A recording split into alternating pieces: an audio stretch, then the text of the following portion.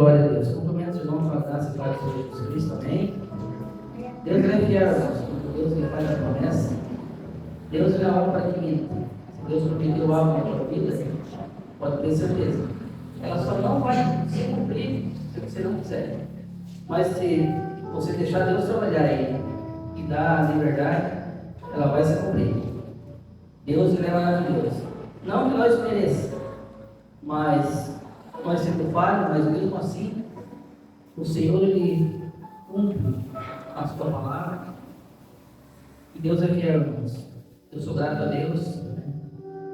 E às vezes eu falo, certamente o irmão falou para mim, irmão, eu estou sofrendo tanto. Eu disse para ela assim, irmã, quando você pensar que você está sofrendo, você imaginar que você está sofrendo, lembra do que Jesus passou, com aquela cruz que não era para ele, apanhando, sendo cuspido na cara, sendo arrebentado. Ele sofreu, irmãos. Nós não passamos nada. Para que eu e você estivéssemos aqui hoje, para adorar o nome do Senhor. Glória a Deus, verdade. Deus é fiel, irmão. Tudo que o Senhor prometeu na minha vida tem se cumprido, irmãos. Tudo. Através de profecia, através de sonhos. Deus é fiel. Uma palavra aqui, para não ganhar muito, pode ganhar tempo aqui para começar uma palavra. Está lá no livro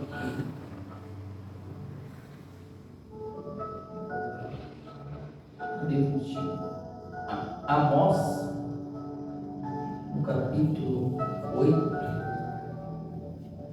no versículo 11. Eis que vem dias, diz o Senhor Jeová, em que enviarei fome sobre a terra, não fome de pão, nem sede de água, mas de ouvir as palavras do Senhor. Glória a Deus. Irmãos, a gente vê a palavra de Deus se cumprindo na risca.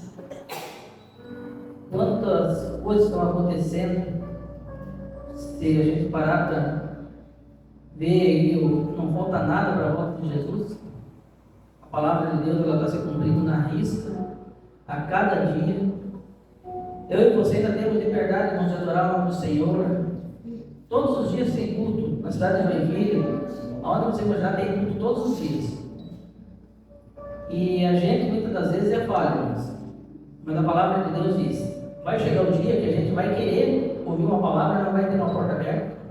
Vai chegar o dia que nós vamos, às vezes, estar sedentos por ouvir a palavra do Senhor, como já tem em muitos países aí, e eles não têm a liberdade, às vezes tem que adorar o Senhor em caverna, escondido, e eu e você temos essa liberdade. Então essa palavra está chegando para nós, gente, não está longe. E a palavra de Deus ela vai se cumprir. Por isso que nós temos que estar firmados a cada dia. Em meio às lutas, em meio à dificuldade, não importa o que nós estejamos passando, mas nunca esquecer que nós temos um Deus. Nunca esquecer que nós temos um Deus que Ele está guardando, Ele está cuidando, e que nós estejamos cada dia buscando a presença do Senhor, em oração, meditando na Sua palavra, enquanto é tempo. Porque vai chegar o dia, vou contar nessa palavra, que muitos vão querer. Não vão ter fome de comida, mas ter fome de ouvir a palavra do Senhor. E não vai ter essa oportunidade, irmãos. Então vamos buscar enquanto é tempo. Tudo que o Senhor colocar na tua mão, tudo que o Senhor colocar, faça com amor, faça com zelo, porque o Senhor ele é fiel. Amém, irmãos? Deus abençoe. Glória a Deus. Esse é o nosso pastor. Glória. Graças a Deus, amados. Hoje o tema é meio pesado, né? Suicídio espiritual. E a gente vai falar acerca de algumas coisas que faz com que você acabe matando o teu próprio espírito. E se você faz algumas coisas destas, algumas pessoas fazem por falta de conhecimento, outras fazem porque ensinaram errado na vida. Então, o que eu vou pregar hoje é a segunda parte do que eu preguei quarta-feira passada. Quarta-feira passada a gente pregou sobre o falso ensino dos usos e costumes, da falsa religiosidade. Hoje é a segunda parte, por isso que agora entra, eu só troquei o tema, porque a gente vai dar continuidade e vai abordar o que acontece quando você se afunda numa religiosidade, tá? Então, primeira coisa, eu quero que você, antes de você abrir a Bíblia comigo, tá?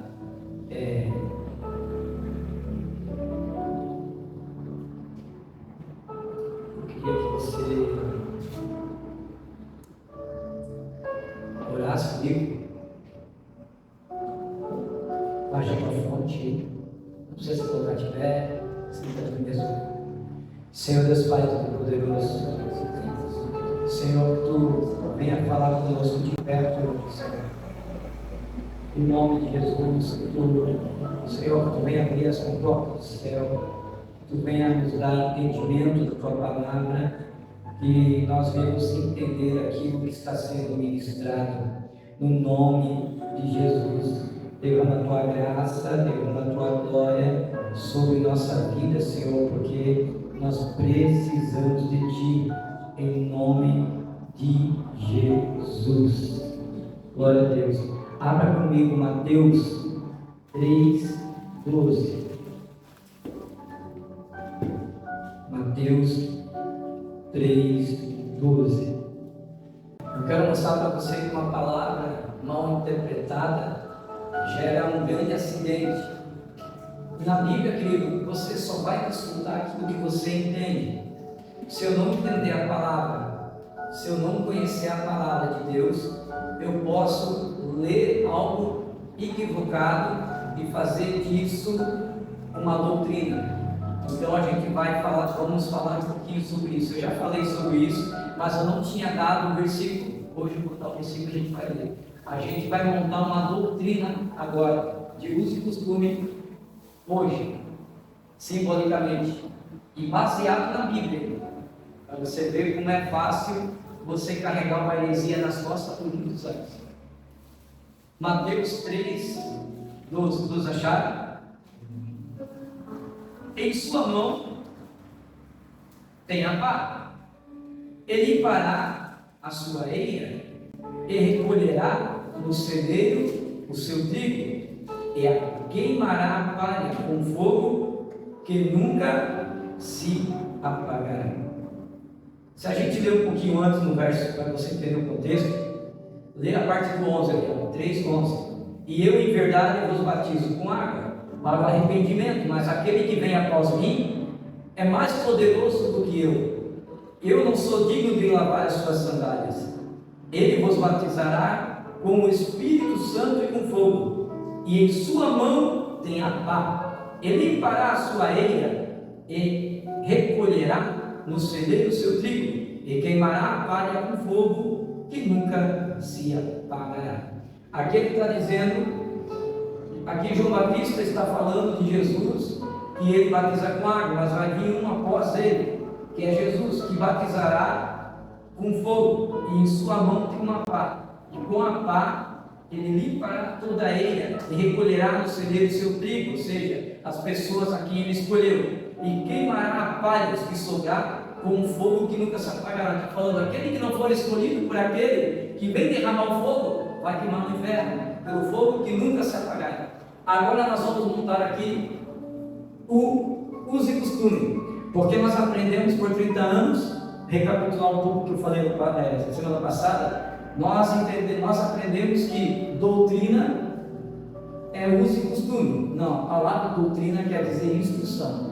A doutrina ela é derivada de Deus, ela é imutável, enquanto o uso e costume ela muda, né? Antigamente a igreja não deixava as mulheres cortar o cabelo, hoje pode cortar o cabelo, mudou.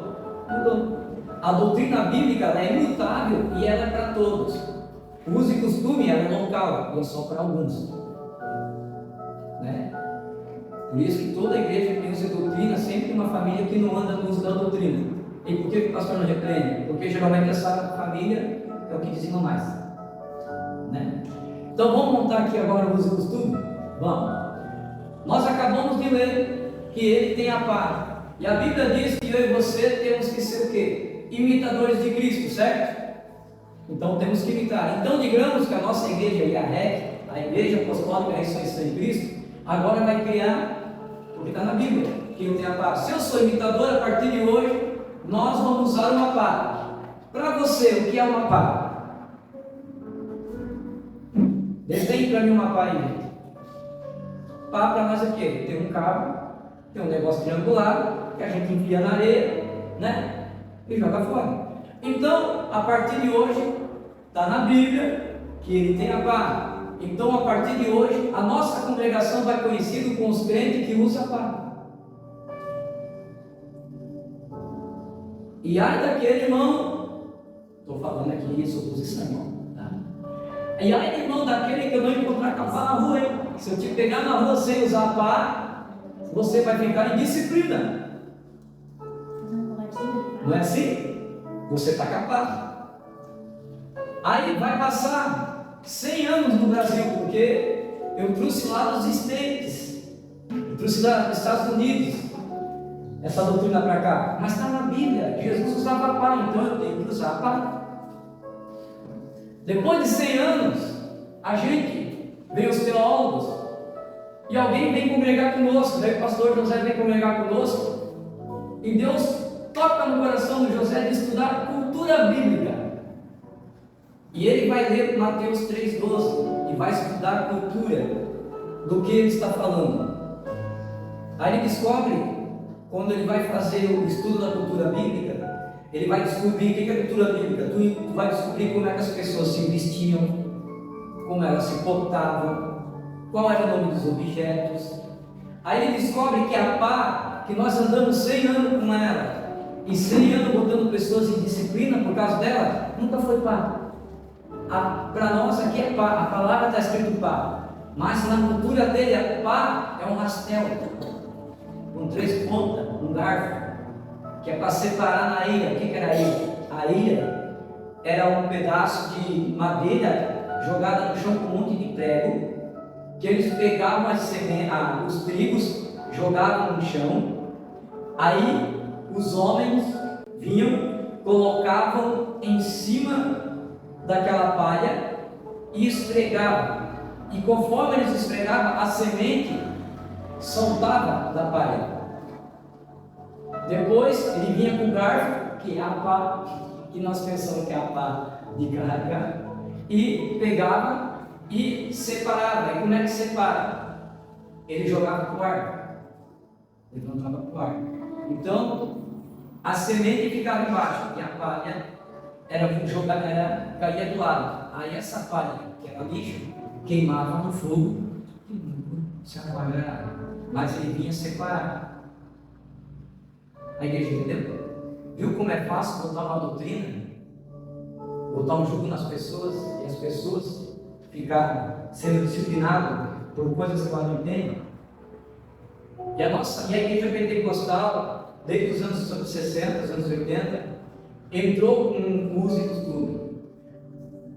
Aí quando você vai falar com um camarada, né, eu falo porque eu já ensinei, né, erroneamente, quando você vai estudar a cultura de Israel, Números capítulo 6, acho que é número 6, vai dizer que, diz assim, ó, e diz o Senhor dos Exércitos, que o homem usará roupa de homem, e mulher usará roupa de mulher.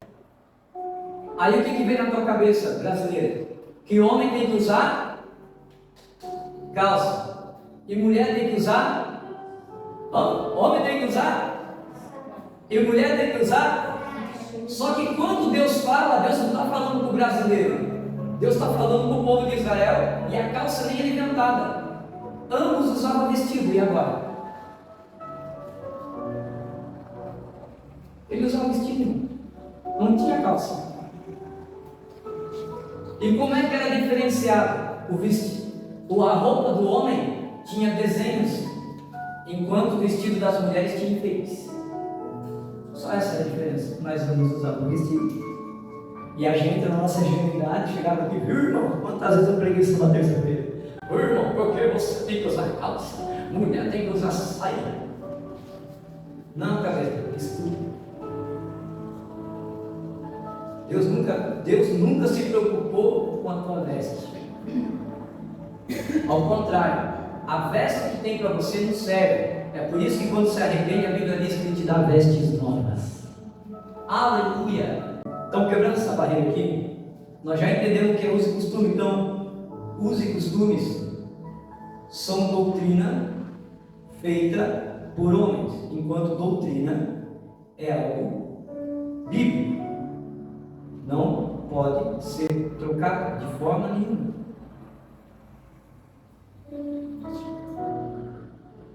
Bora lá? A gente vai usar aqui alguns exemplos. Tá? No entanto, alguns por um zelo sincero, já outros por falta de conhecimento teológico, acabam por pregar mais costumes humanos do que doutrinas bíblicas. E o que gera em muitos cristãos é um interesse maior pelo uso e costume do que pela propriamente ensino bíblico. Sendo assim, durante muito tempo, alguns líderes acabaram de perpetuar a propagação das suas ideias dogmáticas através de proibições sem respaldo bíblico, proibindo seus membros de jogar bola, assistir televisão, ouvir rádio e mais algumas regras de uso em comum para todos. E outros eram direcionados a mulheres que não podiam cortar o cabelo, usar maquiagem ou usar calça comprida. No entanto, com o passar do tempo, a maioria dessas regras foram sendo abolidas, pois são doutrinas humanas e que não contam com o devido respaldo bíblico. Então, teologia e doutrina. A palavra doutrina deriva-se do latim doctrina, cuja forma verbal é que significa ensino. Etimologicamente, o significado é algo que é ensinado de forma sistemática. No contexto bíblico, a doutrina significa qualquer ensino extraído da Bíblia, que é a nossa carta magna. Todos os ensinos têm que vir daqui, irmão. Não pode vir de nenhum papel, nenhuma cartilha, não. Tem que vir da Bíblia. Ah, pastor, eu tive um sonho. Muita gente usa o sonho para querer doutrinar a igreja. Outro dia, a gente já tem alguns anos na direção da igreja. E certa feita chegou uma irmã, que era esposa de um diácono da época, e eu gosto de usar assim o exemplo dela, que a irmã ela tinha a saia do tamanho da língua dela, bem comprida. E Deus deu um sonho para ela, que deu um sonho que via um anjo e colocava uma tenaz na boca dela. O sonho era para quem? Para a igreja ou para ela? Para ela. Quem sonhou? Foi a igreja ou foi ela? Deus queria falar com a igreja ou com ela? Aí ela chegou ao pastor. Pastor, eu tive um sonho. E um anjo veio e botava uma tenaz na minha boca. Eu falei, irmã, tu já traduziu o sonho? Já. Deus falou que nessa igreja tem alguém fofoqueiro. Não sabia que ela era. Eu falei, irmã. Então, pastor, na terça-feira tem que pregar sobre fofoca. Eu falei, irmã, cara, não vamos botar nada pra mim, só mais coisa aqui, beleza? Irmão, o que Deus dá para a senhora é para a senhora, não é para a igreja. Não, mas Deus falou para mim que é para a igreja, não é para a senhora. Porque quem que é o anjo da igreja? Sou eu. Quem é o pastor da igreja? Sou eu. Se algo tem que ser passado para a igreja, é pelo pastor, não por mim. A doutrina bíblica tem que passar pelo anjo. Deus nunca vai falar para o roteiro, tem que ser assim, não. É pelo anjo da igreja. Deus não falou? E algo para ser doutrinário, irmão, tem que estar no mínimo em 3 livros. Se não tem, esquece. Deixa eu pegar mais um outro exemplo. Vamos lá no polêmico 1 Coríntios 11. Vamos entender isso aqui? Irmão, eu nem estou pregando, irmão. Eu estou fazendo uma introdução do que eu vou pregar, tá? Isso aqui eu já preguei quarta-feira. Mas só estou fazendo a introdução para você entender do que eu vou falar. A gente vai ler a partir... Vamos ler aqui... Vamos ler a partir do 13, 11 verso 13, tá? Diz assim, ó: julgai entre vós mesmos. Está dizendo julgai entre vós mesmos. Está falando aqui que é para o pastor julgar? Está falando aqui que é para o para a igreja julgar? Julgai, 13, julgai entre vós mesmos, se é decente que a mulher ore a Deus descoberta. Julgai entre vós mesmos se é decente que a mulher ore a Deus descoberta, né? A Deus descoberta, ou seja, sem o véu, já vou explicar isso aqui. Ou não vos ensina a mesma natureza que é desonra para o homem ter o cabelo crescido, mas ter a mulher cabelo crescido lhe é oposto? Porque o cabelo lhe foi dado em lugar do véu. Mas, tem uma vírgula, se alguém quiser ser o quê? Contencioso, tem outro quê? Vírgula, nós não temos tal costume, nem as igrejas de Deus. Agora deixa eu explicar isso aqui. Primeiro ponto, quando a gente lia e pregava isso aqui, a gente comia vírgula, a gente passava direto. Mas se eu ler sem vírgula, fica assim, ó. Mas se alguém quiser ser contencioso, nós não temos tal costume, nem as igrejas de Deus. Tu entende o quê? Qual é o costume que não tem aqui? Cortar o cabelo, certo? Nem as igrejas de Deus. Mas não é isso, presta atenção na vírgula. Mas se alguém quiser ser contencioso, vírgula, nós não temos tal costume, vírgula. Qual é o costume aqui? De ser contencioso, de ter contenda, de fazer confusão. É isso que ele quer dizer. Ele nunca disse que nós, da igreja de Deus, não temos o costume das mulheres ter o cabelo curto. Ele nunca quis dizer isso, tá? Mas sabia, aí a gente pegava esse versículo isolado, sempre que eu já ensinei, por falta de conhecimento, o povo perece. Aí a gente esquece de ler o verso 6, lê o verso 6 lá. 11:6. Portanto, se a mulher não se cobre com o véu, tosquinha-se também. Deixa eu traduzir. Corte o cabelo também. Mas se para a mulher é coisa indecente cortar ou raspar, que ponha o véu. Ué? Como é que uma passagem diz que a mulher tem que ter o cabelo crescido, mas 2 versículos antes diz que pode cortar? Deixa eu explicar para vocês. Corinto era uma cidade portuária e existia uma deusa chamada Diana. E a deusa Diana, ela tinha um culto pagão. Então as mulheres que eram as meretrizes, que eram pagas para cultuar, eram pagas pelo governo, eram prostitutas. Elas eram pagas pelo governo para quando chegasse os marinheiros naquele lugar, se faziam um culto à deusa Diana e virava orgia, festa pagã. Só que a cultura grega, né, toda nação, o homem tem uma preferência. A preferência do Brasil, a mulher é conhecida, né, pelo popô, né, pelas nádegas. Né? Dos Estados Unidos é pelo seio. O grego, a mulher grega, a sexualidade dela estava na nuca. Por isso que tu nunca vai encontrar uma estátua grega com cabelo solto, você vai estar amarrado para aparecer a nuca. Porque para o grego, a sensualidade estava na nuca. Então, as mulheres que adoravam Diana, ela tinha os cabelos raspados. Aí o que acontecia? As mulheres iam para a igreja e geralmente elas iam com o cabelo amarrado, ou elas tinham o cabelo curto. Então chamava a atenção. Paulo está dizendo aqui, ó, falem para as mulheres do Coríntios usarem o véu.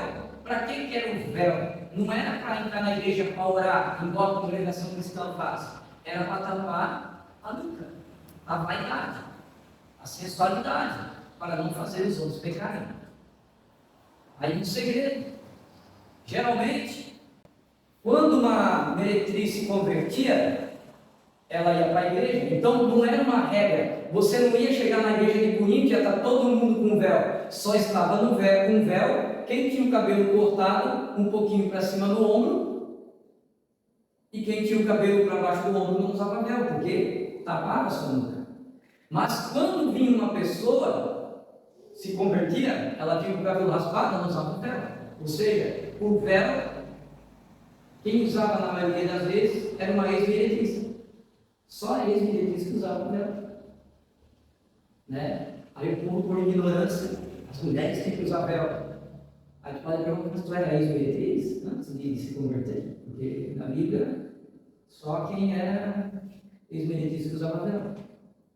Viu como é importante você ler Bíblia, ler cultura bíblica? Tentar entender? E por que o apóstolo Paulo está dizendo aqui, ó, que no verso 13, no verso 14, né? Ou não vos ensina a mesma natureza, que é desonra o homem ter o cabelo crescido? Porque o cabelo lhe foi dado no lugar de véu. Por que ele fala isso? Paulo era o que? Judeu? Para um judeu, o cabelo da mulher é um véu. Por isso que ele colocou. Mas na cultura judaica, irmão, você é crente. Você é cristão, você não é judaico. Mulher, você não é judaico. Sem falar que de vez em quando tem umas igrejas aí que essa não fala igual a judaica, né? Dá uma trompada na janela, corta mato no meio da igreja, e assim vai. Então, nós temos que entender isso. E por que eu estou falando isso? Porque quando eu não entendo esse tipo de coisa, nós começamos a cair nesse tipo de doutrina. Existe 3 tipos de doutrina. A doutrina de Deus, aliás, doutrina de Deus, o ensino, diz, Provérbios 4:2, se tu quiser anotar, Provérbios 4:2. Isso aqui é doutrina de Deus. Eu vou te dar 3 versículos bíblicos sobre doutrina de Deus e 3 versículos bíblicos do que é doutrina de homem, que é uso e costume que as igrejas pentecostais aí, não é igreja pentecostais, as pessoas que não têm, que querem dominar uma massa, né? Porque nós também somos pentecostais, nós também acreditamos no Espírito Santo, oração em línguas, cura, libertação, nós somos o ministério de libertação, né? Só que nós não temos os costumes, nós não temos isso. Então, o Provérbios 4:2 diz assim, ó: o ensino que ofereço a vocês é bom, por isso não abandonem a minha instrução. Ou seja, o ensino bíblico, ele é para quê? Libertar. O ensino, a Bíblia diz que toda a escritura é boa para libertar, curar, edificar e ensinar. Uso e costume edifica alguma coisa? Não, ao contrário, não. É divisão. Porque no ambiente que você congrega por regra, quando alguém quebrar a regra, alguém vai apontar. Olha lá, está usando bermuda na rua. É regra. Deus não te chamou para trabalhar para Ele por regra. Deus chamou você para andar com Ele por honra. E a honra não tem nada a ver, a honra não tem a ver com o que você veste, mas com aquilo que você faz para Ele. E já vou entrar nesse detalhe. Segundo livro que diz, Mateus 7:28. Se quiser anotar, Mateus 7:28. Estou falando de doutrina bíblica. Mateus 7:28. Quando Jesus acabou de dizer essas coisas, a multidão estava maravilhada com o ensino. Versículo 29. Porque ele ensinava com quem tem autoridade, e não com os mestres da lei. Por que os mestres da lei ficavam bravos? Porque os mestres da lei pregavam costumes. Jesus veio rompendo, pregando sobre o reino do céu. Jesus nunca veio pregar uma nova religião. Grava e guarda no teu coração. Eu já falei isso aqui, mas para você que está nos visitando, você não é evangélico. Porque a palavra evangélico não existe na Bíblia. Não tem, pode procurar. Você é cristão. Jesus, tem gente que pensa que Jesus aceitou Deus e ficou evangélico. Jesus também nunca foi evangélico. Jesus nasceu judeu, viveu judeu, morreu judeu, ressuscitou judeu e nunca pediu para nem a mim nem você virar judeu. Ele continua sendo judeu. A única coisa que ele pede é falar, cara, anda comigo, vamos andar junto. Ele não está dizendo, olha, eu vou comprar um kippah, porque os judeus usam kippah, né? Tipo um pratinho em cima da cabeça. Bota um turbante aí, toca o shofar. Tem umas igrejas assim que são muito doidas. Os camaradas botam a arca da aliança. Mas o problema não está nos pastores, irmãos, tá? Eu não estou aqui criticando a igreja, porque o Brasil, a sua natureza do brasileiro, nós somos igual. Os brasileiros são intensos em tudo que eles fazem. Já é cientificamente comprovado que o país mais idólatra, depois da Índia, somos nós. Porque tudo que você faz, você idolatra. É nossa cultura ser idólatra. Por isso que Jesus, ele não diz assim, ele não pede para você amar. Ele não te diz assim, olha, eu vou te pedir uma coisa, José. Ama-me como a ti mesmo. E ama-me mais que tu, com todo o teu entendimento, com todo o teu ser. Não, ele te dá uma ordem. O meu mandamento é esse, me ame. Deus não pede para você amar, Ele está te dando uma ordem. Por que Ele te dá uma ordem? Porque se você não amar Deus sobre todas as coisas, com todo o teu coração, com todo o teu entendimento, você vai amar outra coisa. Porque você tem o coração voltado para a idolatria. O homem tem o coração voltado para a idolatria. Tem gente que vai, ele morre, ele perde casamento, mas ele não larga o cigarro. Camarada perde casamento, perde família, mas ele não larga o álcool, não larga a droga. É idolatria. Tem gente que perde tudo na igreja, mas não larga a vaidade de querer mostrar o corpo perfeito, né? Cometendo pecado de lascívia, daí vai repreender. Ai, Deus só quer o coração, Deus deu uma açougueira agora.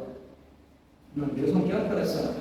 A Bíblia diz que Deus quer os três. Só que nós ensinávamos assim, que Deus ele quer espírito, né? Não, a gente se dizia que Deus quer corpo, alma e espírito, não é assim? Mas não é isso que está escrito lá. Não está nessas ordens. 1 Tessalonicenses 5:23 diz ao contrário, que Deus primeiro ele quer o espírito, depois ele quer a alma, e por último ele quer o corpo, porque a transformação é de dentro para fora. E o que a gente faz? Chegou um camarada, a irmã Lisandra chegou aí, ô irmãos aí, eles estão arrumando mais saia para dar para algum não. A pessoa nem se transformou de dentro para fora, já tem que enfiar um terno gravado. O antes aceitou Jesus, ô irmão, tem gravata em casa? Já quer enfiar uma gravata em casa? Religiosidade. Jesus nunca pediu isso, querido. Quem faz a obra é Ele. A Bíblia só te pede uma regra: honestidade e pudor. O que é honestidade? Que você não venha escandalizar com o que você usa. E pudor, que o teu corpo não seja motivo de lascívia. O que é lascívia? É quando uma mulher, um homem se veste para chamar a atenção de outra pessoa. Além de ela cometer pecado de lascívia, e muito crente vai para o inferno, tem as irmãs que acham que bota uma saia até lá, tá tudo bem, mas aí é vácuo a saia. Ou pega a saia até aqui. Eu lembro lá na igreja alto, aí as irmãs vindo no congresso. Aí o pastor faz assim. Só a graça. Aí os irmãozinhos, né? Vinha de social. Sabe, agora é uma social, é forte chique, né? Irmão, uma vez eu fui pregar no congresso e eu vi 3 meninas no meio da igreja. Tá indo, né, Maria? 3 meninas assim, no meio da igreja, 3 moças bonitas.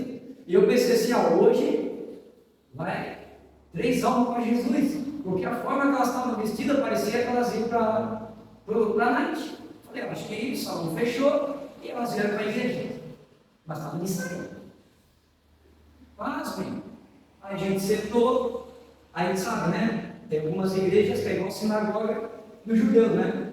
Os periquitos atrás, como ela fazia. Tá. Quando eu falo assim, a gente vai chamar o trio trovão de Deus. Olha o nome, você vai vir, né? Mas vai vir, sei lá, né? Eu estou aqui atrás, né? Quem que levanta, abaca as 3 barras. Eu pensei, vou vir tomar água, será? Irmão, eu tinha que ser um pouco lá para ficar aqui. Aí o obreiro, na frente de todo mundo, sem pudor nenhum, fortinho, né? Irmãos, lascívia, vem no congresso. A Elisandra vai estar lá embaixo fazendo salva de igreja, com Deus misericórdia. Uma igreja grande, bonita, mas estava morta.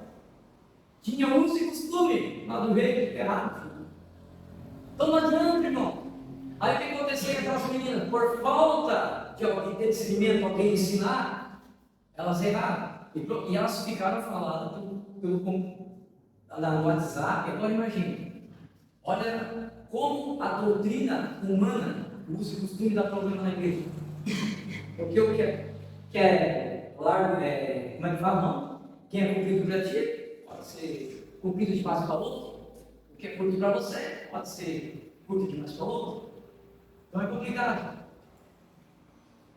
Agora a doutrina de homens, né? Jeremias 23:16. Jeremias 23:16. E assim diz o Senhor dos Exércitos: não ouçam o que os profetas estão profetizando para vocês. Eles os enchem de falsas esperanças, falam de visões inventadas por eles mesmos, que não vêm da boca do Senhor. Doutrina de homem, falsos profetas estavam falando para o povo de Israel: olha, fica tranquilo, Nabucodonosor não vai invadir aqui, Deus é com vocês, continue caminhando. Só que o povo de Israel tinha se perdido, estava adorando Astarote. Astarote é a deusa da fertilidade.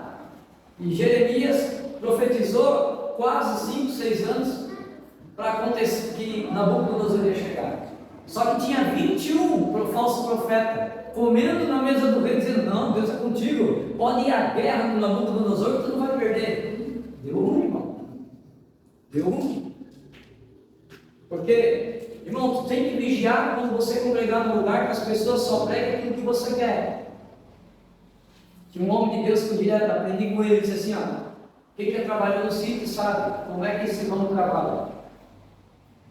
É pelo alimento que você dá para ele. Depois que tu ganha a confiança no dar o tratado, é só subir em cima e domar. Assim é que os falsos profetas fazem com a igreja hoje. Pregam o que a igreja quer, um falso evangelho, sem renúncia, sem conhecimento, só para trazer um entretenimento para arrecadar dinheiro, fazem movimentos dizendo que foi Deus que mandou, só para arrecadar dinheiro, e o povo vai comendo desse veneno. Falso profeta. Mais uma passagem. Mateus 15:9, anota aí. Doutrina de homens também. Mas em vão me adoram, Jesus falando, tá? Ensinando doutrinas que são preceito de homens. Então,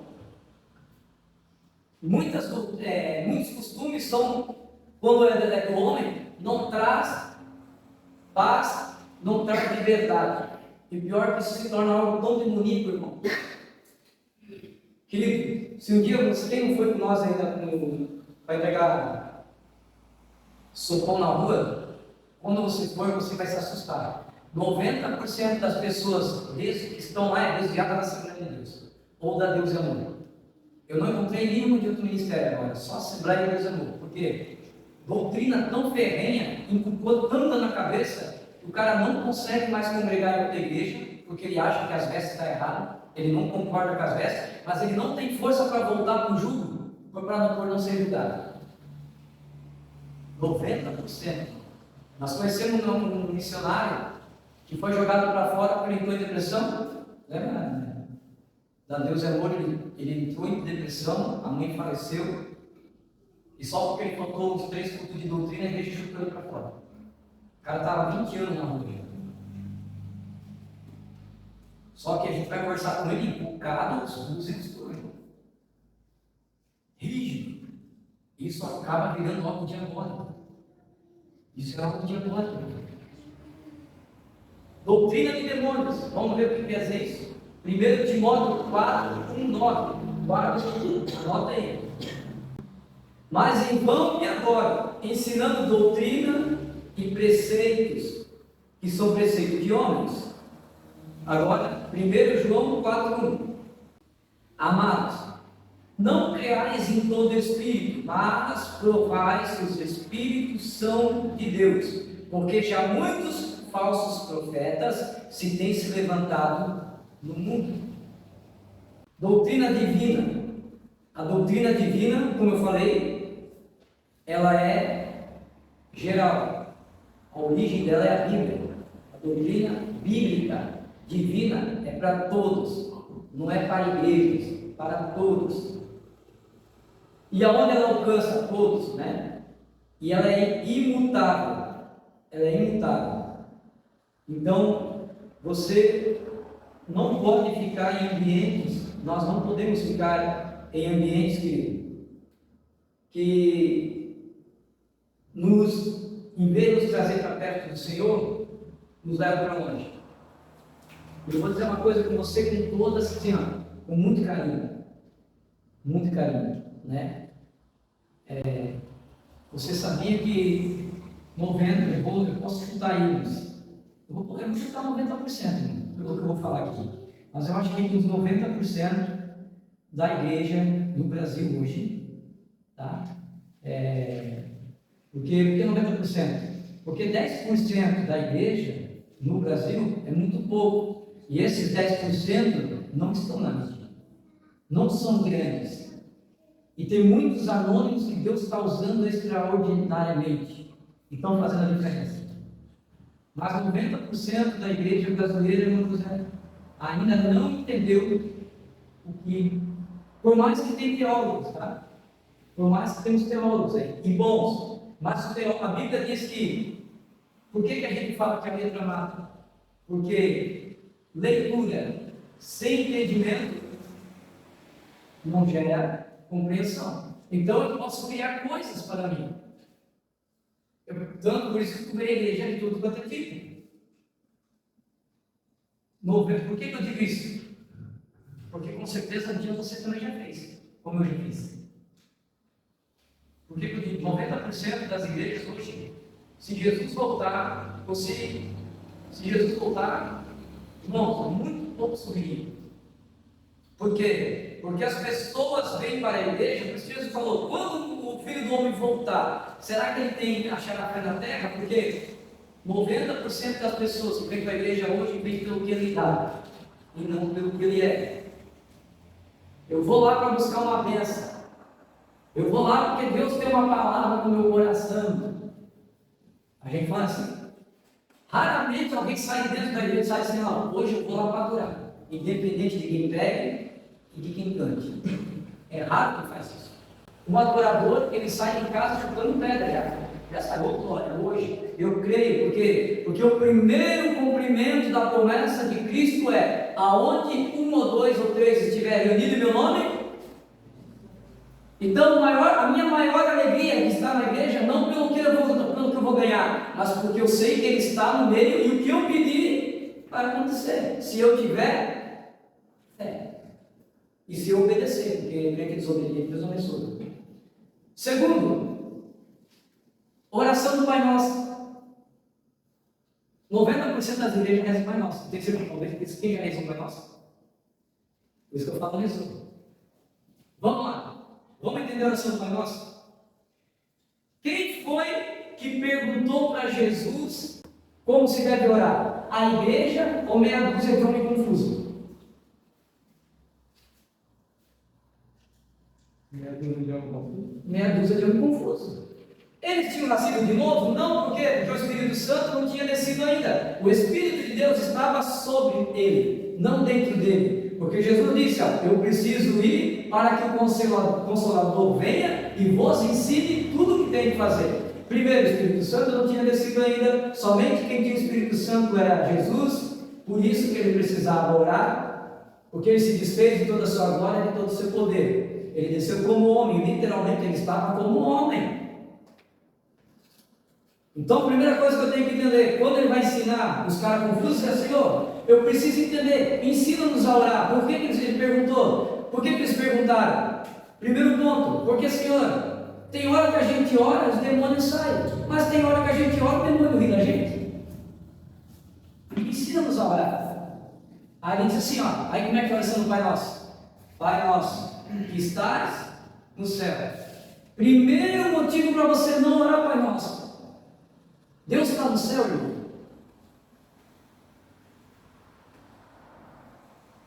Silêncio, né? Não! A Bíblia diz que depois que Cristo morreu na cruz, por mim e por você, Ele fez morada aonde? Do homem. em Apocalipse: maior do que está em você do que está no mundo. Deus vive dentro de mim e de você.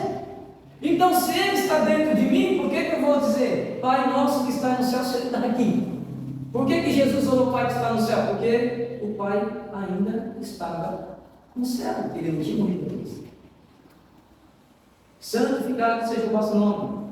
Segunda coisa: venha a nós o vosso reino. O reino tinha chegado? Não. Mas quem veio trazer o reino? Jesus. Ele diz: eu não vim pregar religião, eu vim pregar o reino de Deus. Aí alguém perguntou: aonde está o reino? O que é o reino? Ele diz: o reino não é comida nem bebida, mas o reino é o que está dentro de você. O reino já veio. Por isso que nós pregamos o reino. Nós não temos esse costume, não tem mais dogma, não precisa mais de cerimônia. O reino de Deus está dentro de você. Os discípulos, quando eles descem o Pentecostes, capítulo 2, você vai ver Pedro e Paulo dizendo todo o tempo: nós devemos pregar o reino de Deus. Por isso que você não vai ver nome de denominação na Bíblia, não tem. Era a igreja de Joinville, a igreja de Araquari, é nome de cidades, não tem denominação, porque eles entenderam o que é o reino. A igreja não entendeu o que é reino, vamos fazer uma denominação para nós, e tem que enfiar um nome na frente agora, porque estão esperando o reino. Não, o reino já veio. Aí a oração mais miserável é essa: o pão nosso de cada dia nos dá hoje. Irmão, se você pedir isso, você está falando literalmente: Senhor, eu quero viver no deserto. O pão de cada dia nos dá hoje, cai aonde? No deserto. Maná do céu. Tem certeza que quer viver só de pão todo dia? Não, você passou pela graça. Deus tem coisas maiores. É por isso que a igreja do século 21 ainda está fazendo campanha, ainda está fazendo 12 dias para não sei o quê. Eu sei o futuro de vocês, coisas grandes para abençoar e vos preparar. Se Deus já sabe o futuro, Efésios 1,4 diz que a obra já está pronta, eu só tenho que passar por ela. Eu preciso fazer campanha, tenho que fazer 12 dias, 7 dias, culto de primícia, não sei o que, não sei quantos dias. Não, irmão, isso é marketing para ganhar dinheiro, que a igreja está quebrada. Em janeiro ninguém nem dizima. Vou contar aqui, não tem ninguém para me encher o saco mesmo, eu posso falar. Janeiro e fevereiro não tem mais eventos nas igrejas, porque todo mundo já desenvolve, as protestos, então eles têm que inventar alguma coisa para levantar dinheiro, para pagar o obreiro, para pagar estruturas que Deus nunca mandou levantar. Pronto, falei. E por que estou falando de suicídio espiritual? Sintomas. Porque isso inculca tudo tanto na gente, porque você tem um amor por Cristo. E você é ensinado errado, como eu fui. E você não quer errar, então você quer andar certinho. Só que o problema é que a doutrina ela vira algo diabólica. Eu estava conversando com o irmão ontem aqui, o irmão falou assim: ó, Fabiano, eu te juro que eu queria botar uma bermuda, mas eu não consigo. O cara está travado na mente. A mente dele condena. E você acha que a mente dele não vai condenar alguém que usa bermuda, irmão? Se ele mesmo se condena, se ele não consegue colocar uma bermuda porque ele se condena, você, quando ele vê um outro camarada de bermuda, tu acha que ele vai julgar? Mesmo ele não querendo, ele vai julgar. Por que, irmão Fabiano? Porque a doutrina de demônios é do Exu, que pesa sobre a sua mente, que pesa sobre você, para você deixar de ser livre. O Senhor quer que você seja livre. O Senhor não quer que você esteja preso à doutrina de homens. Ao contrário, o Senhor quer que você seja livre, que você tenha vida em vida abundância. Abre comigo 1 Samuel 16:7 lá. Como será que Deus vê o homem? Vamos ver se Deus olha você pela vestimenta mesmo.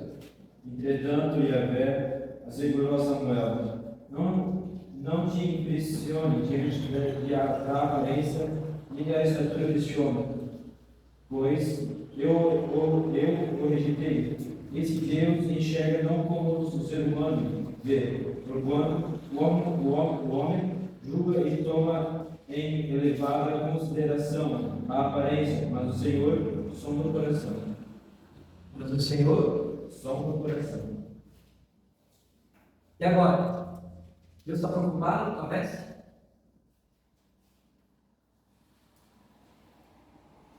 Cada vez que Jessé viu um dos filhos, Samuel viu um dos filhos de Jessé, o caso da boa aparência. Olha, é esse aí, é esse cara, esse vai ser o novo profeta, dizendo, não é esse não. Você está vendo com os teus olhos, irmão, está vendo a forma do cara se vestir, a forma do cara falar. O povo escolheu o rei Saul pela vestimenta também, porque ele era um homem bonito, de porte. O povo escolheu o rei Saul, nunca foi Deus. E olha o que aconteceu com o rei Saul. Morreu orgulhoso na própria espada. Porque o povo escolheu ele pela aparência. Se você ler a passagem de Mateus, quando Jesus falou assim, ó, vós sois sóis da terra, vós sois luz do mundo. Não se pode esconder uma cidade num monte e não pode se esconder uma candeia embaixo da terra. Vós terá que andar segundo as minhas escrituras, segundo as leis da verdade, no dia em que forem experimentados. Se eu pegar 2 punhadinhos de sal, pegar um punhado de sal, um punhado de açúcar e botar na tua mão, só para você ver, você vai saber quem é sal e quem é açúcar? Sim ou não? Não. O açúcar e o sal são igual. Como é que eu sei? Eu tenho que experimentar. Só que o que a religião te ensinou? Lá vai uma mulher de Deus, ó, meu cabelo arrastando no chão, cheio de galho de árvore. Mulher de Deus. Mas daí você vai experimentar, é doce, não é amargo. É igual, parece, mas não é. As pessoas amavam também os fariseus. Olha que vestimenta bonita. Olha só que coisa linda. Olha como eles rolam bonito. Como eu queria ser um homem de Deus. E mal sabia ele. Quando Jesus chegou, viu os fariseus, chamou ele de sepulcro caiado. Sabe o que é sepulcro caiado, irmão? Alguém já foi no dia dos finados? Visitar os mortos lá? Se você for qualquer cemitério aí, tu sempre vai encontrar um sepulcro rachado, aberto.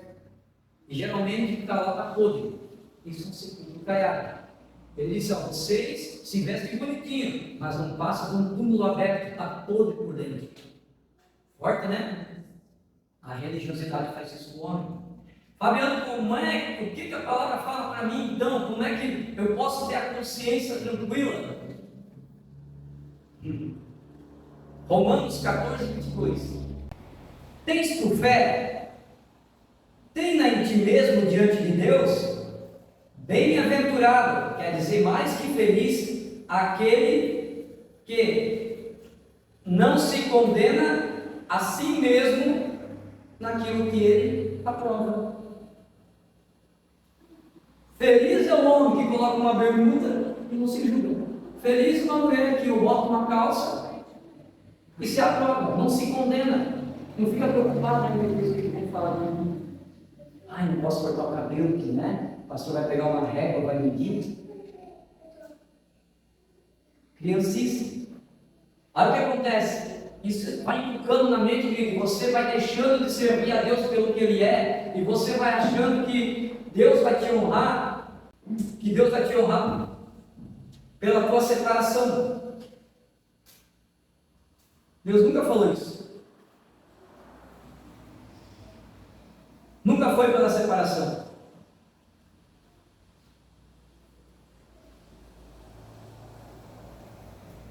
Daí você vê as pessoas sofrendo, e a gente vê de vez em quando nas redes sociais, alguém tem uma saia que eu queria no culto hoje, aí deixa de ir lá falar com o pai porque não tem uma saia.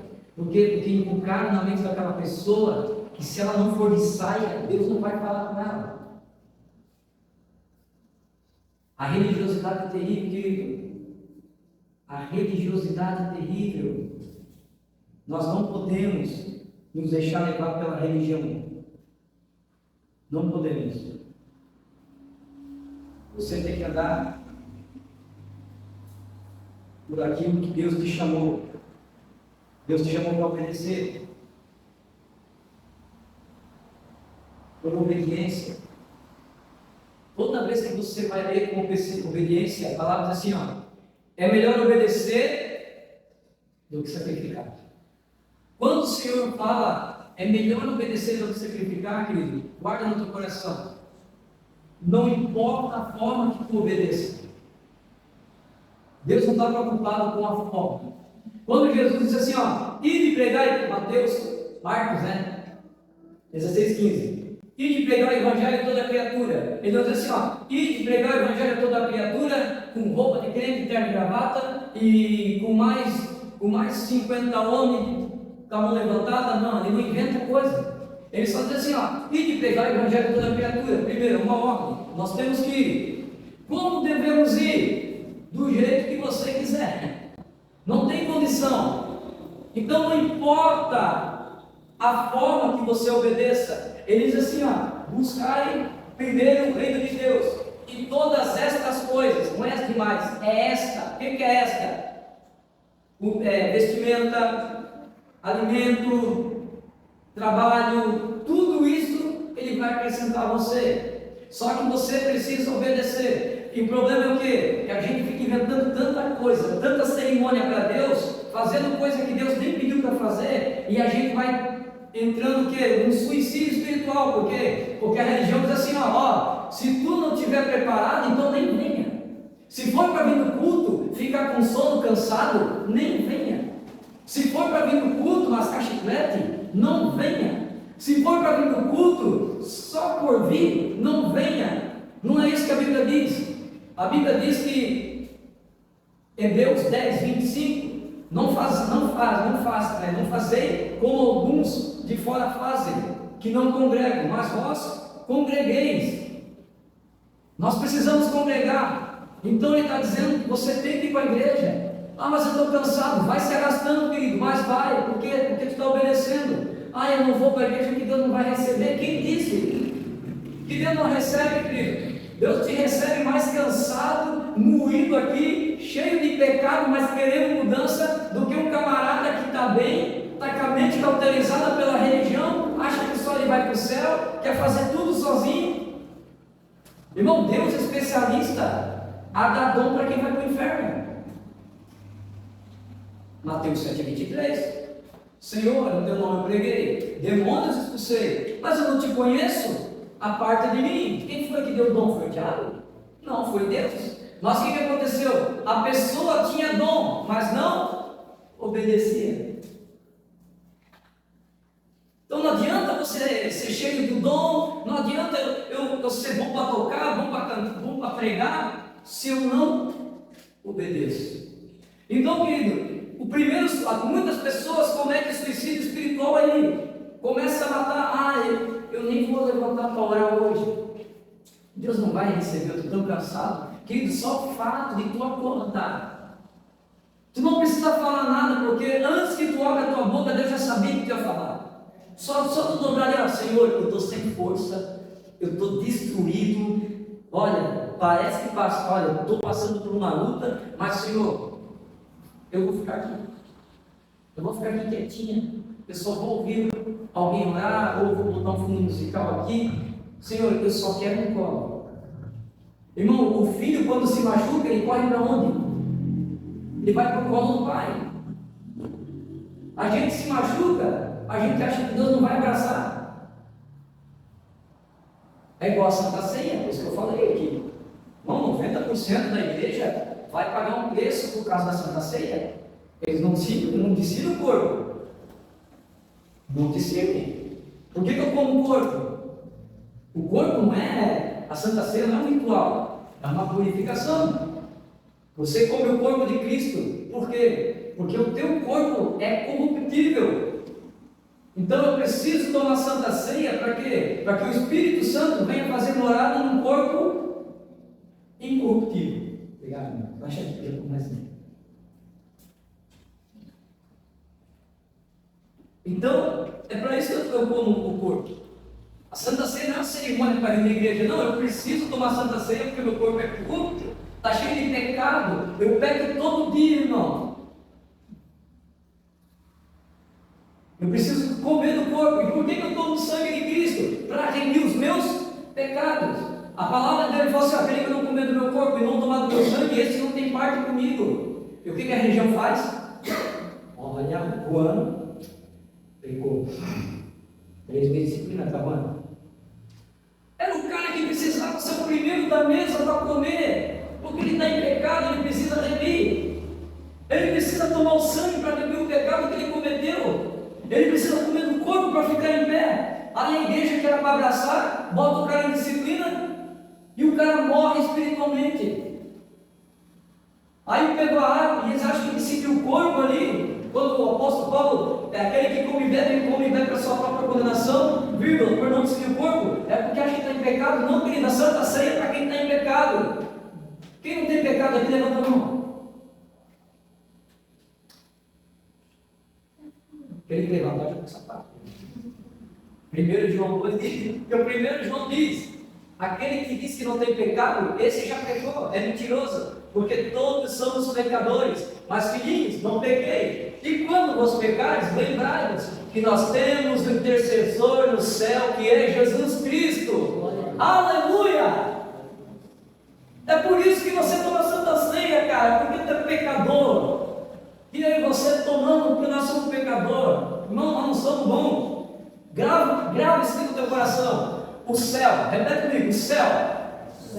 O céu é um lugar de gente que não presta, mas reconheceu que precisava de Jesus. O inferno é um lugar de cheio de gente boa que não precisou de Jesus.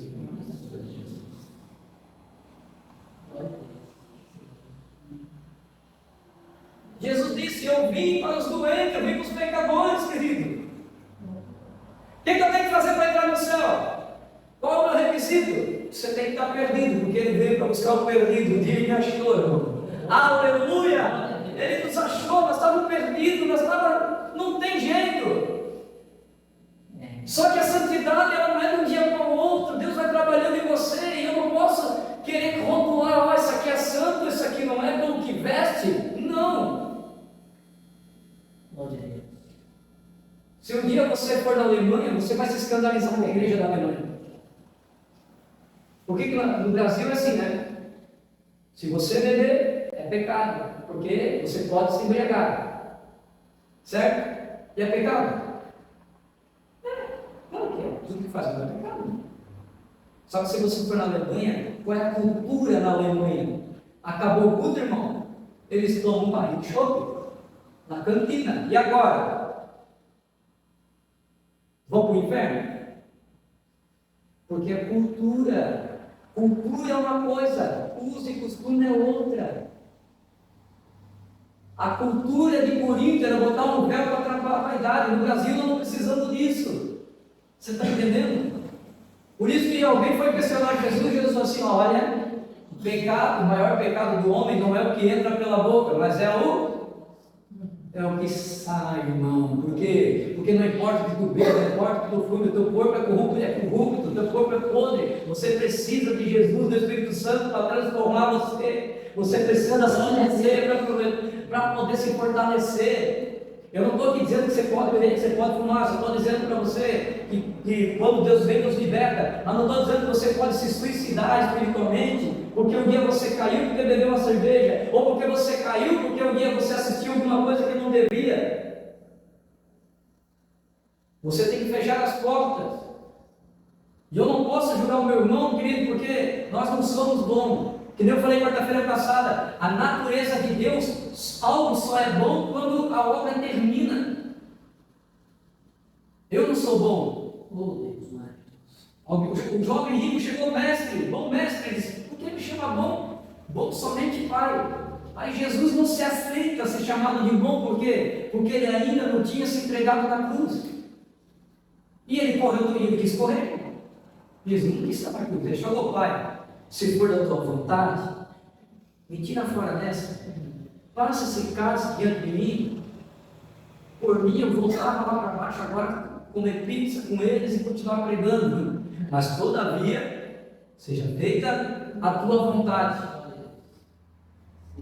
Por isso, irmão, obedeça, mas da forma que for, mas obedeça. Nem Jesus obedeceu por amor a nós. Ele obedeceu por amor ao Pai.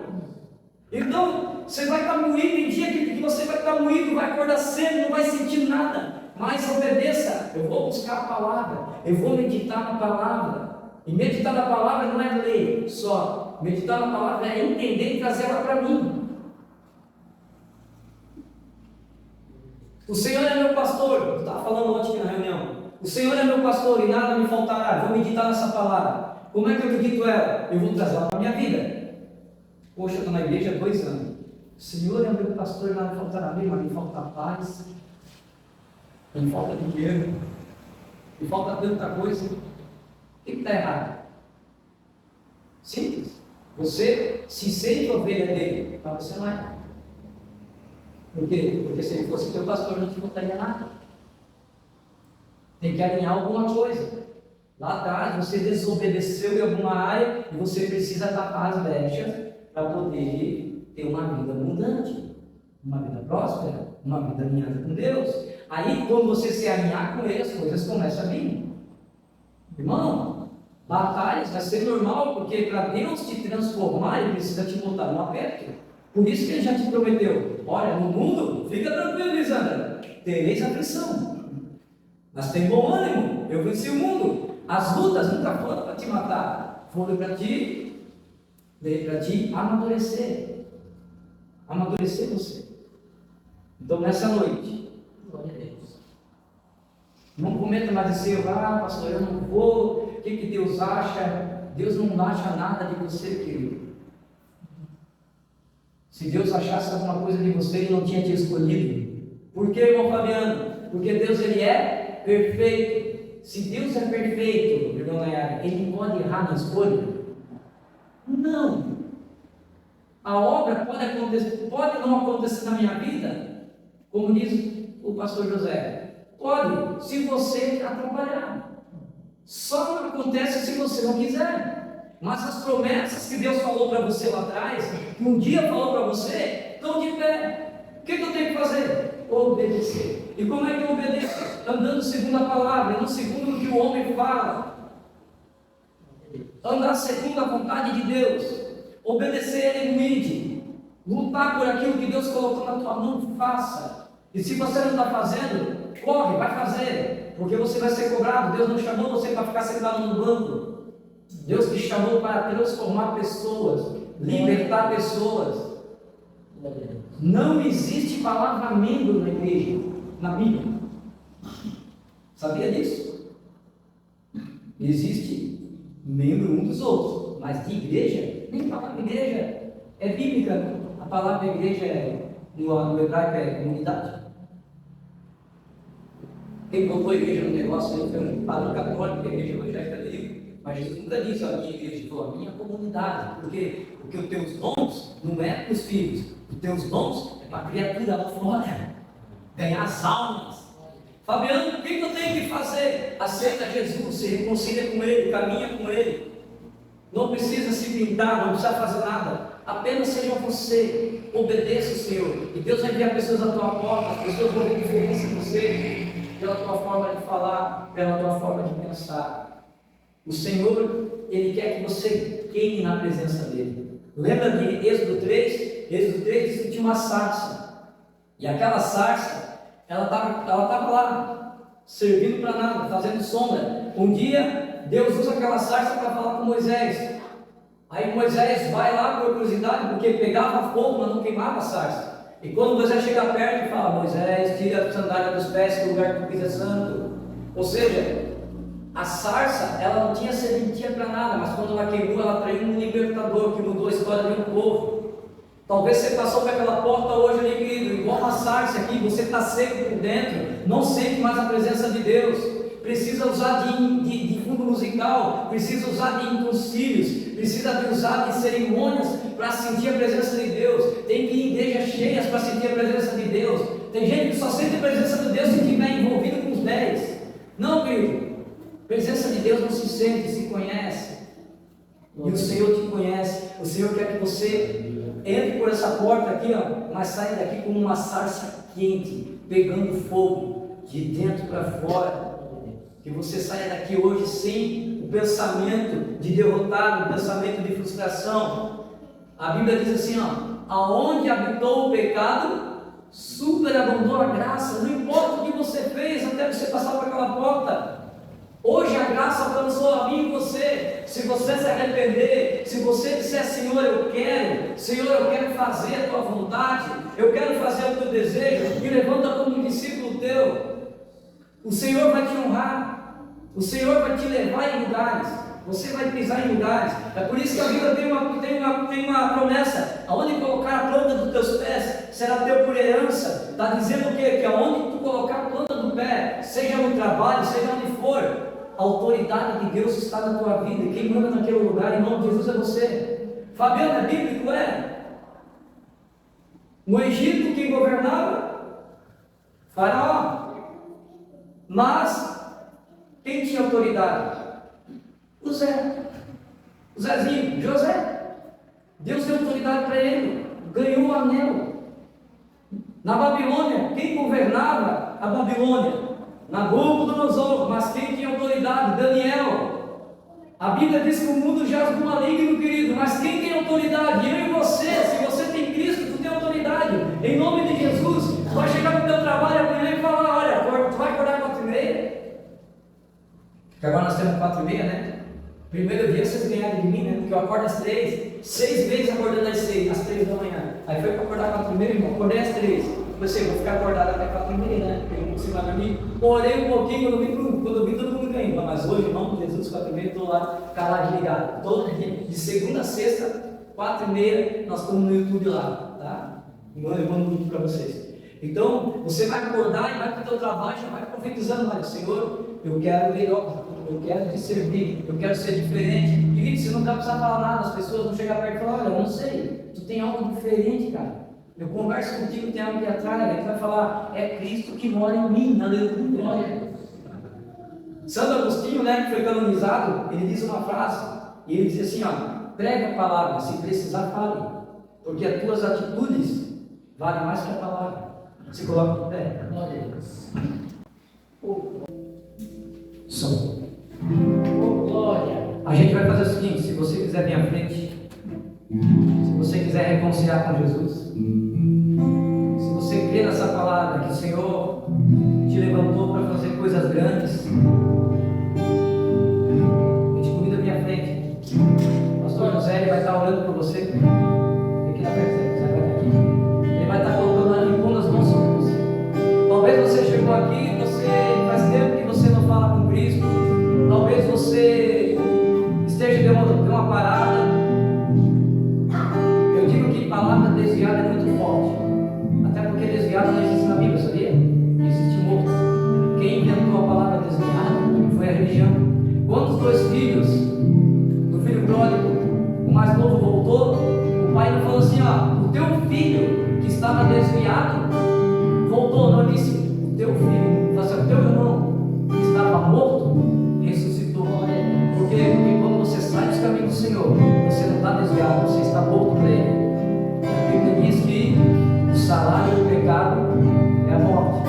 Então, eu não estou te convidando para você fazer parte da regra, eu estou te convidando para você virar crente, virar evangélico. Eu estou te convidando para você hoje voltar a ser filho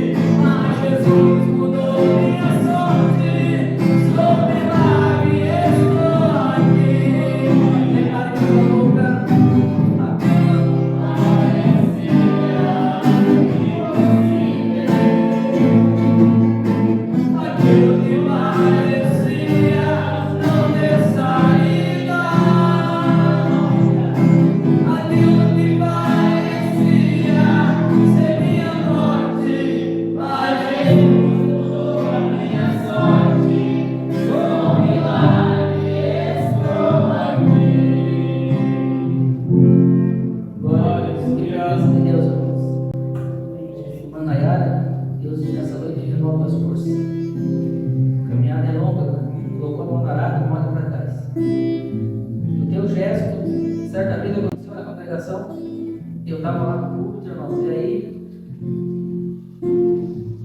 foi o meu pastor, o meu segundo pastor, por algum motivo na caminhada, não queira você, hoje já estamos aqui, mas sabemos que o mundo é cruel, por causa que um pouco, por vezes as pessoas vigia e cai. Esse meu pastor, ele, por algum motivo, ele saiu do Senhor e estava aí no mundo, já estava tomando uma. E certa vez ele foi num culto na igreja, quando fizeram a venda, ele veio e se dobrou de joelho no altar. Deus falou para mim, nítido, irmão, agora eu vou honrar ele nesse lugar, pela atitude dele. E ele, irmãos, Deus levantou de uma forma, liderando o departamento, foi uma bênção, até outra congregação, e é uma bênção na casa do Senhor. Mas eu digo, Deus sempre tem uma atitude, irmão. O diabo, o que ele quer fazer? Ele dizer que é vergonha, dizer que não pode, mas não. Eu trabalho no aplicativo e certo dia chegou um casal para mim, eu levanto no motel, um casal de drogado, os dois drogados, e falaram para mim, moço, eles vão falar de Jesus? Então não vamos para o céu, para nós não tem mais jeito, nós já estamos perdidos. Os dois são tomados, um morto. Eu falei, quem foi que disse para vocês que não tem mais jeito? Deus, ele nos colocou aqui não para juízo, que só tem um, que é ele. A nossa função na terra é pegar a palavra do Senhor não tem mais jeito, porque nós estamos nesse caminho. Para a gente não tem mais jeito. Ele disse: quem foi que disse? Se o primeiro a entrar no céu com Jesus foi um ladrão que reconheceu que ele precisava do Senhor. Enquanto um zombou do Senhor, o ladrão disse: não zombe desse homem, eu e você, nós estamos aqui que fizemos algo, mas ele nada fez. Mestre, lembra de mim quando está no paraíso? Jesus disse para ele: hoje mesmo você estará comigo no paraíso. Então foi um ladrão, irmão. Então a função nossa é o que? É pregar a palavra do Senhor verdadeira. Mas quem convence é só ele, né? Mas Deus é fiel, irmãos, mas o diabo é mentiroso. Deus, ele não importa como você começou, como você está ali, ele quer saber como você vai terminar. Como o pastor falou, muitas das vezes o camarada fica 30 dias disciplinado, e se Jesus volta? E aí? Alguém vai ter que ser responsável por essa vida. E nessa noite, irmãos, que Deus venha guardar a vida de não, fica firme, não olha para as dificuldades, não esqueça do seu Deus. E se você está aqui neste lugar hoje, o Senhor trouxe nessa noite. Vamos estar orando e agradecendo o nome do Senhor. Senhor, meu Deus e meu Pai, queremos te agradecer por essa oportunidade, por esse culto de ensino. Mais uma vez, queremos as mãos diante da tua presença, Senhor, a vida do teu filho cristão. A vida, Senhor, meu Deus, da Manaiá, Senhor, ajuda ela, Senhor.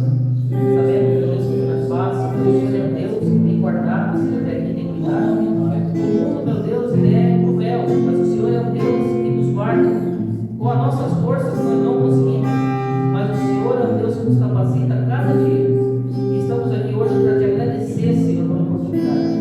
Em nome de Jesus, eu entrego diante da tua presença a vida de cada um que aqui esteve nessa noite.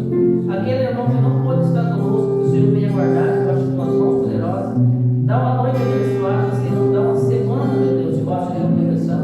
Em nome de Jesus, Pai, leva cada pessoa estar em segurança, guardando e protegendo, em nome de Jesus. Amém. Assim com as mãos, pelo amor do Pai, graças do Filho e a comunhão do Espírito Santo esteja com cada gente. Diga amém. Se Deus é por nós, quem será contra nós? Juntos, somos mais fortes. Amém? Amém.